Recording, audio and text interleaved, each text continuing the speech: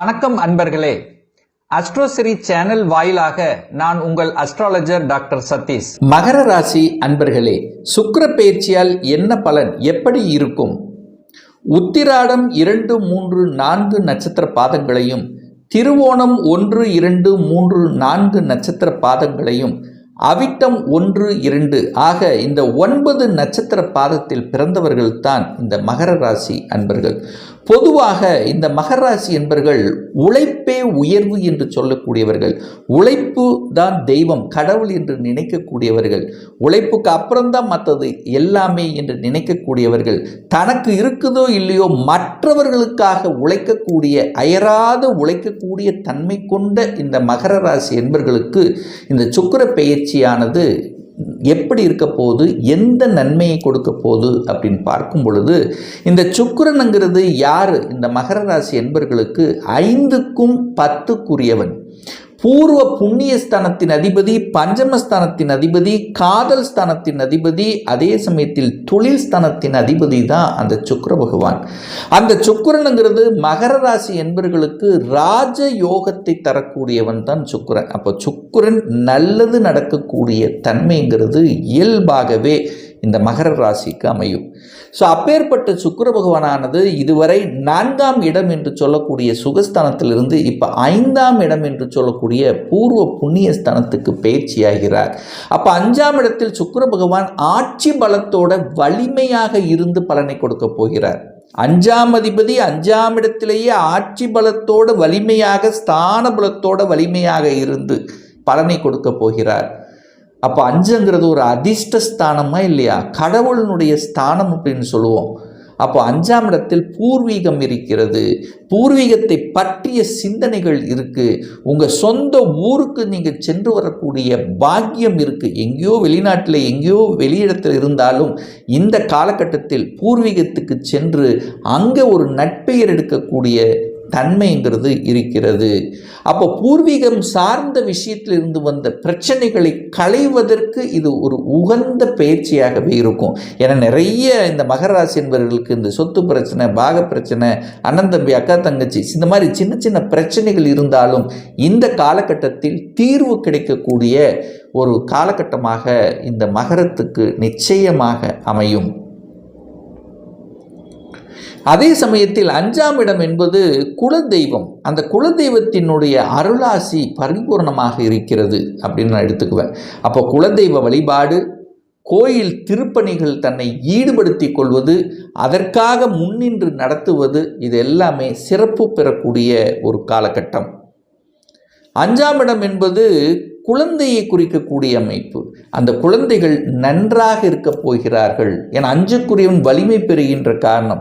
அப்போ குழந்தைகள் தன் ஆசைப்பட்ட விஷயத்தை அடைய போகிறது. படிப்பு நன்றாக இருக்க போகிறது. நல்லா படிக்க போகுது. ஆசைப்பட்ட கோர்ஸ் ஜாயின் பண்ண போகிறாங்க. அப்போது படிப்பு சார்ந்த விஷயத்தில் அனுகூலத்தை தரக்கூடிய ஒரு அற்புதமான ஒரு காலகட்டம். குழந்தை பாக்கியத்தில் இருக்கின்றவர்கள், குழந்தை பாக்கியத்தில் தடை ஏற்படுத்தி கொண்டிருந்தவர்களுக்கெல்லாம் இப்போ ஒரு பொற்காலம் அப்படின்னு சொல்லுவேன். ஸோ இந்த காலகட்டம், அதாவது குறிப்பாக சொல்ல போனால் 29/6/2025 இருக்கக்கூடிய ஒரு 27 நாட்கள், அதாவது ஜூலை மாதம் 25ஆம் தேதி வரை பார்த்தீங்கன்னா 5க்குரியவன் 5லேயே வலு பெற்றிருக்கக்கூடிய காலகட்டம். குழந்தை பாக்கியம் நிச்சயமாக உண்டு அப்படின்ற சொல்லுவேன் இந்த காலகட்டத்தில். அப்போது ஒரு புதிய உறவுங்கிறது உங்கள் வீட்டுக்கு வரப்போகிறது. அந்த உறவுனால ஒரு நல்ல சந்தோஷம், மனமகிழ்ச்சிங்கிறது உங்களுக்கு இருக்க போகுது. ஒரு திருமணம் நடக்கும்போது ஒரு மிகப்பெரிய சந்தோஷம், ஒரு குழந்தைக்கு பிறக்கும்போது அதை விட ஒரு சந்தோஷம். ஸோ இந்த மாதிரி ஒரு சந்தோஷத்தை கொடுக்கக்கூடிய அமைப்பு இந்த காலகட்டம் உண்டு. ஏன்னா சுக்கிரன் தான் சுகபோகத்துக்கு காரகர்த்தமாக இருக்கக்கூடியவர். ஸோ அவருடைய அந்த ஆட்சி பலமோட, ஸ்தான பலத்தோடு இருக்கக்கூடிய இந்த காலகட்டம் மகரத்துக்கு நன்மை பெற காத்து கொண்டு இருக்கிறது. அதிர்ஷ்டத்தை கொடுக்கும், பதவியை கொடுக்கக்கூடிய ஒரு காலகட்டமாக அமையும், அதிகாரத்தை கொடுக்கக்கூடிய ஒரு காலகட்டமாக அமையும். அதுவும் பார்த்திங்கன்னா 8ஆம் தேதி ஜூலை 8ஆம் தேதி வரை சூரியனுடைய நட்சத்திரத்தில் இருக்க போகிறார். சூரியன் 8க்குரியவனாக இருக்கார். அப்போ என்ன, திடீர் அதிர்ஷ்ட வாய்ப்புகள் அந்த காலகட்டத்தில் உங்களுக்கு நிச்சயமாக உண்டு. எதிர்பாராத விதத்தில் மாற்றங்களை சந்திக்கக்கூடிய, அரசாங்கத்தில் இருக்கிறவங்க திடீர்னு ஒரு டிரான்ஸ்ஃபர் கிடைக்கும். ஸோ ஒரு வலியுடன் கூடிய ஒரு டிரான்ஸ்ஃபர், வலியுடன் கூடிய ஒரு ப்ரமோஷன், இப்படி நம்ம எடுத்துக்கலாம். ஸோ அப்போ ப்ரமோஷன் திடீர் என்று கிடைக்கும். அப்போ திடீர் அதிர்ஷ்டம் தானே அந்த டைமு. ஸோ அதெல்லாம் நீங்கள் எதிர்பார்க்கக்கூடிய ஒரு காலகட்டமாக அமையும். அரசாங்க ஒப்பந்தங்கள் கிடைக்கும். வெளியூருக்கு போகக்கூடிய வாய்ப்புகள் சந்தர்ப்பங்களை உருவாக்கும். வெளியூர், வெளிமாநிலம், வெளிநாடு செல்லக்கூடிய அத்தனை அம்சங்களும் சிறப்பு பெறும். ஏன் இதை சொல்கிறேன்னா, அதே சுக்கிரன் தான் 10க்குரியவன். தொழில் ஸ்தானத்தின் அதிபதியும் அதே சுக்கிரன் தான். அவர் வலிமையாக இருக்க போகிறார். அப்போ தொழில் நன்றாக இருக்க போகிறது. தொழிலின் மூலமாக அபிவிருத்தி கிடைக்க போகிறது அப்படின்னு நம்ம சொல்லலாம். 10க்குரியவன் வலுப்பெறார் அல்லவா? அப்போ 10க்குரியவன் வலுப்பெறும்போது 10ங்கிறது தொழில் அல்லவா? அப்போ தொழில் நல்லது நடந்தே ஆக வேண்டும் அல்லவா? அப்போ ஒரு முயற்சிங்கிறது உங்களுக்கு பலிதமாகக்கூடிய அமைப்பு. புதிய புதிய ஒப்பந்தங்கள் கிடைக்கும். ஒரு லோன் வாங்கி இன்னொரு அதாவது ஒரு விரிவுபடுத்துவதற்கான அத்தனை முயற்சிகளும் இருக்கும். 10ஆம் இடம் என்பது பட்டம், பதவி, கௌரவம், புகழ் அப்படின்னு சொல்லக்கூடிய இடம் அல்லவா? அப்போ பட்டம், பதவி, கௌரவம் நிலைநாட்டக்கூடிய ஒரு காலகட்டமாக இந்த மகரத்துக்கு நிச்சயமாக அமையும். அடுத்து பாருங்க, சுக்கிர பகவான் சந்திரனுடைய நட்சத்திர சாரத்தில் பிரயாணம் பண்ணுறார். எது வரைக்கும்னா ஜூலை 20ஆம் தேதி வரை. ஸோ அந்த காலகட்டத்தில் உங்களுடைய சந்திரனுங்கிறது மனதுக்கு காரகன். உங்கள் மன ஆசைகளை அத்தனையும் நிறைவேற்றி கொள்ளக்கூடிய ஒரு காலகட்டமாக அமையும். மனம் சம்பந்தப்பட்ட உங்கள் ஆசைகள், அபிலாசைகள் தீரக்கூடிய தன்மை, தாயினுடைய சார்ந்த விஷயங்கள், தாய் சம்பந்தப்பட்ட, தாய் வர்க்கம் ரீதியாக இருந்து வந்த பிரச்சனைகள், இதெல்லாம் களைய போகிற டைமு. அல்லது தாயினுடைய சொத்துக்கள் உங்களுக்கு வரும். தாய்க்கு உங்களுக்குள்ள ஒரு பாண்டு அதிகமாகக்கூடிய தன்மை. ஏற்கனவே சின்ன சின்ன கருத்து வேறுபாடு இருந்தாலும் அந்த பீரியடில் சால்வ் பண்ணக்கூடிய வாய்ப்புகள், சந்தர்ப்பங்கள். ஸோ இதெல்லாமே சிறப்பு பெறக்கூடிய அம்சங்கள் இருக்குது. கணவன் மனைவிக்குள்ளே இருந்து வந்த இடைவெளி அப்போ நெருக்கமாகும். அப்போ இடைவெளியோடு இருந்தவர்கள் இப்போ நெருக்கம் கொடுக்கக்கூடிய காலகட்டம். அன்பு, பாசம், காதல், நேசம் என்பது இயல்பாகவே இந்த காலகட்டம் உங்களுக்கு இருக்கும். கணவன் மனைவி ஒருவருக்கு ஒருவர் புரிந்து கொள்ளக்கூடிய தன்மைகள், கணவன் மனைவி சேர்ந்து ஒரு தொழிலை செய்யக்கூடிய தன்மை. 7ஆம் இடம்ங்கிறது கூட்டு தொழில் அல்லவா?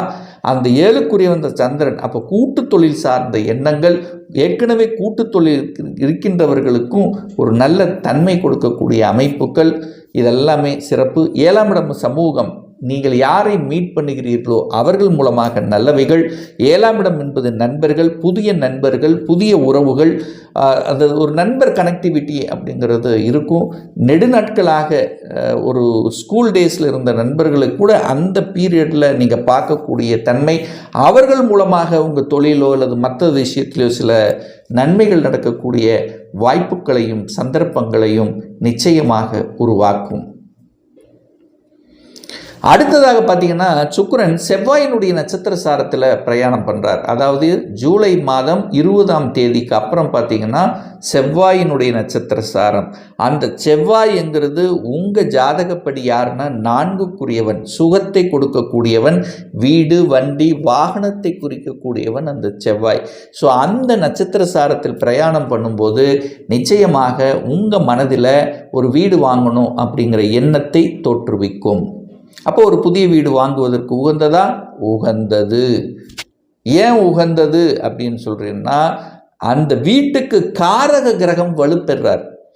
ஒன்று ஸ்தானம் வலுப்பெறணும் அல்லது காரக கிரகம் வலுப்பெறணும். ஸோ அப்போ காரக கிரகம் இப்போ வலுப்பெறுது. அப்போ வீடு வாங்கணுங்கிற எண்ணத்தை கொடுக்கும். அல்லது வீட்டை ஆல்ட்ரு பண்ணலாம். அப்போ வீடு சம்பந்தப்பட்ட, சொகுசு சம்பந்தப்பட்ட, வீட்டுக்கு தேவையான பொருள்களை வாங்கி மகிழ இது உகந்த காலமாக அமையும். ஒரு சிலருக்கு புதிய வாகனங்கள் வாங்கக்கூடிய எண்ண ஓட்டங்களை கொடுக்கும். ஏன்னா சுக்கிரனுங்கிறது வீட்டு காரக கிரகம் அல்லவா? அவர் செவ்வாயினுடைய நட்சத்திர சாரத்தில் பிரயாணம் பண்ணும்போது அந்த எண்ணங்களை கொடுக்கும். நிலம் வாங்கக்கூடிய எண்ணங்களை கொடுக்கும். வாகனம், நிலம், வீடு, கட்டின வீட்டை வாங்குறது அல்லது வீடை கட்டி வாடகைக்கு விடுவது, அதன் மூலமாக தனப்பிராப்தத்தை அடைவது. ஸோ இப்படி இந்த மாதிரியான விஷயங்கள். சுக்கிரனாலே சொகுசாக இருப்பது, கலைத்துறையில் ஈடுபடுத்தி கொள்வது. இந்த நிறைய மகர ராசி என்பவர்கள் இந்த காலகட்டத்தில் பார்த்தீங்கன்னா கலைத்துறையில் ஜொலிக்க போகிறீங்க. புதிய வாய்ப்புகள் வந்து சேரக்கூடிய தன்மை. டெக்ஸ்டைலில் நல்லா இருக்கும், இம்போர்ட் எக்ஸ்போர்ட் நல்லா இருக்க போகுது. அழகு சம்பந்தப்பட்ட பொருள்கள் இதெல்லாம் விற்பனை சூப்பராக இருக்க போகுது. ஸோ சுக்கிரனால் அதீத நன்மை அடையக்கூடிய ஒரு ராசினா அது மகர ராசி. அப்போ நிச்சயமாக இந்த காலகட்டத்தில் லக்கு கிடைக்கும், ஜாக்பாட் கிடைக்கும், திடீர் அதிர்ஷ்ட வாய்ப்புகளை பெற்றுத்தரும். ஏன்னா உங்களுக்கு ராஜயோகாதிபதி சுக்கிரன். அவர் 5க்கும் ஒரு கோணத்துக்கும் ஒரு திரிகோணத்துக்கும் ஒரு கேந்திரத்துக்கு அதிபதி. ஸோ நன்மைகளை கொடுக்கக்கூடிய ஒரு சுக்கிர பேச்சியாக இந்த மகரத்துக்கு நிச்சயமாக அமையுங்கிறதுல எந்தவித மாற்று கருத்தும் கிடையாது. ஒரு துல்லிய